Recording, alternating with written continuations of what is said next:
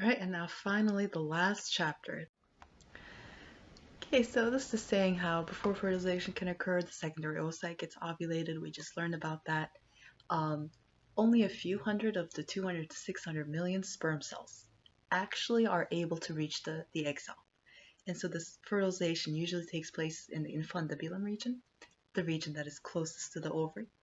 And so this is a very, very long journey, and many of the sperm cells end up dying in the meantime, in the process.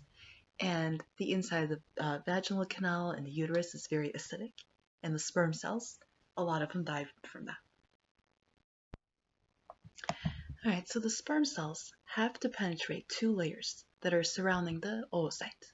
The first layer is the corona radiata, and the second layer is the zona pellucida. Only one sperm cell will actually penetrate the oocyte's membrane. Put a star by here. Note that upon one sperm's entry, then the zona pellucida hardens to prevent other sperm cells from entering the oocyte. And also upon sperm entry, the secondary oocyte completes meiosis too, produces that tiny polar body and the ovum. Okay, so then the nuclei of the egg cells and the egg cell and the sperm cell, those are called the pronuclei until they unite. And once they unite, now the cell with the egg and the sperm cell combine. Okay, so we're seeing here the sperm cell is trying to get into the secondary oocyte and it has to go through these layers of cells. I'm not going to ask you anything on this assisted reproductive technologies. Skip this. Pregnancy, presence of a developing offspring in the uterus. Okay, it consists of 3 trimesters, each about 3 months long. Do you know this part though? The embryonic stage is the first 2 months, and the fetal stage is the rest of the development. Okay, so then, after the egg and the sperm cell's nucleus meets, you get the zygote. So know that the zygote is the 1-cell stage of the baby. Then the zygote is going to separate, divide. First, it divides into 2 cells. So in each of these 2 cells are further going to divide more. This is called cleavage. Cleavage refers to these divisions of the cells. Okay, so then we get even more cells. If it's at about 16 cells, it's called a morula. Then if it's a ball of cells like this and a hollow ball of cells, that's called a blastocyst. And the blastocyst inside, those bluish cells, those will then turn into the baby or the embryo. Okay, so put a star by this. Know that zygote is the 1-cell stage. Morula is when it's about 16 cells. Then it's called a blastocyst if it's a hollow ball of cells. The inner cell mass that we saw with the bluish cells in there, that will give rise to the embryo. But then the cells surrounding this ball, that's the trophoblast. Trophoblast will then turn into the placenta later on. And so here it says the placenta formed by the cells of the trophoblast and the endometrium. Okay, and so we're seeing this blastocyst attaching itself to the endometrium, and then it's going to invade, go more towards the inside. Chorion is just the second layer of cells that begins to line the trophoblast, and the chorion is going to connect to the mother's blood vessels in the uterus. And so the chorion, I'm just going to write down here, know this, know that it will become part of, part of the placenta.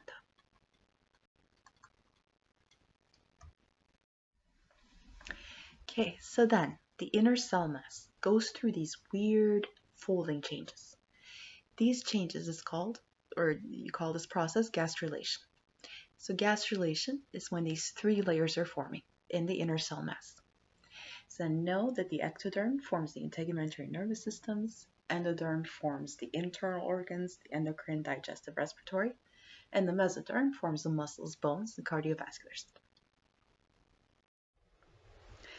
Okay, and so we're seeing these layers here. First the layers form, then these layers are going to get longer. And so basically the form of the baby, the length of the baby.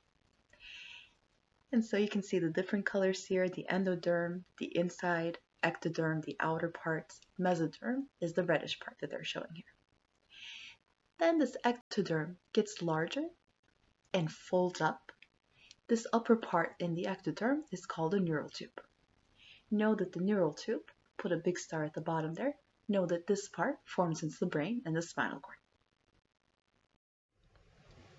Okay, so then a few pictures here just showing the baby developing, getting larger. A few more pictures here, and we're going to discuss the yolk sac. Okay, so now next, know that the yolk sac part, now this is going to form blood cells for the baby. Then the amnion. Amnion is the membrane that holds the amniotic fluid. Allantois part.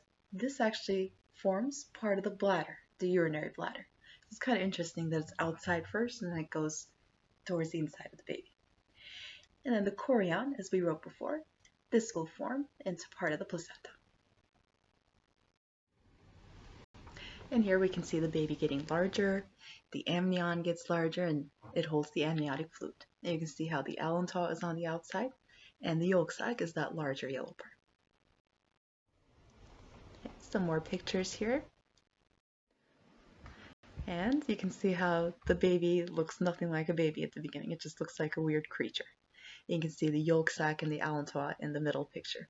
Those weird elongations coming out. And a few more pictures showing the baby developing. No questions on this slide. Okay, so then on the slide, you'll see this on your study guide. Know the word teratogen.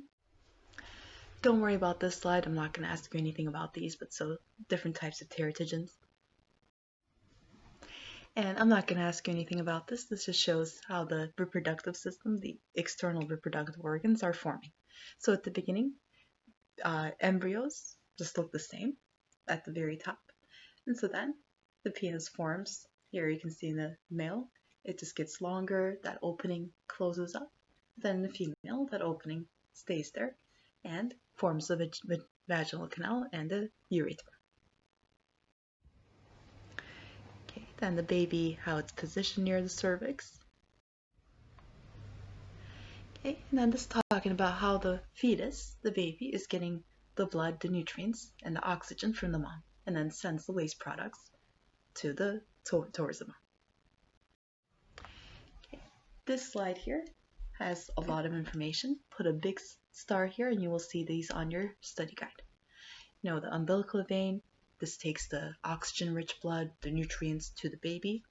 Ductus venosus is inside the baby. This connects the inferior vena cava, basically giving the nutrients towards the inferior vena cava by the liver. Foramina vale, we learned before, the opening between the right and left atria.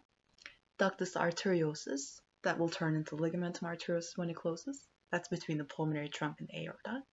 And the umbilical arteries take the deoxygenated blood, the waste, away from the baby to the mom. Okay, we're seeing pictures of these different blood vessels here.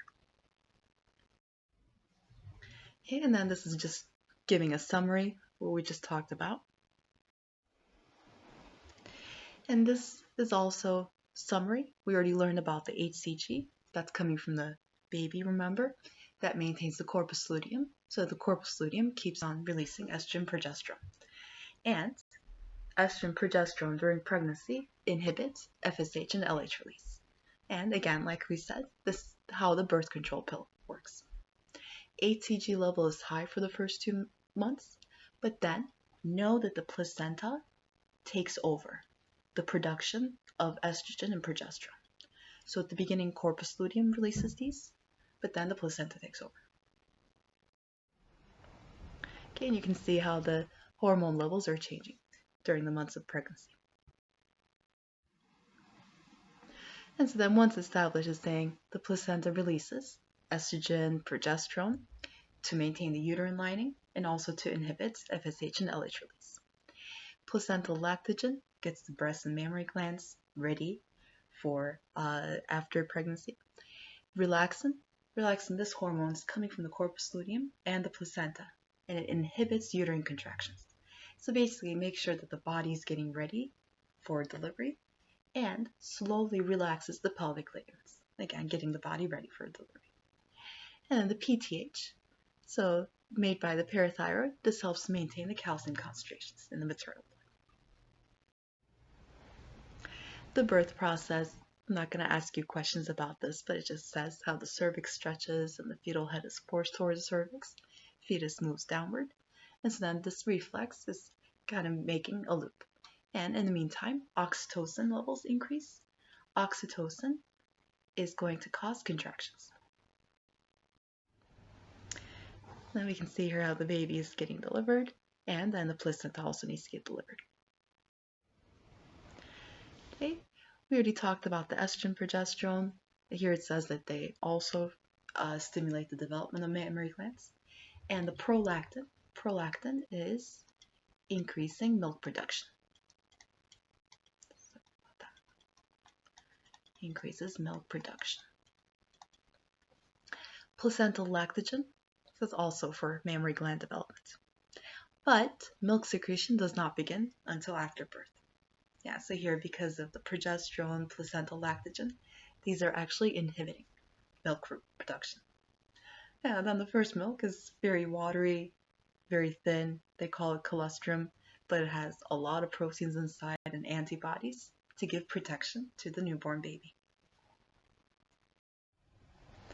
Yeah, then we can see here how the mammary glands are changing, filling with milk.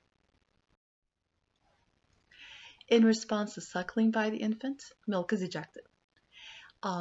Oxytocin, so know that the oxytocin causes uterine contractions, but it also causes contractions in the mammary glands to help get the milk out, secreted.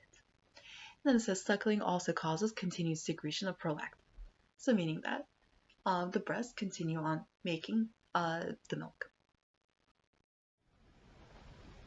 In the baby after birth, the foramen ovale closes, turns into the fossa ovalis.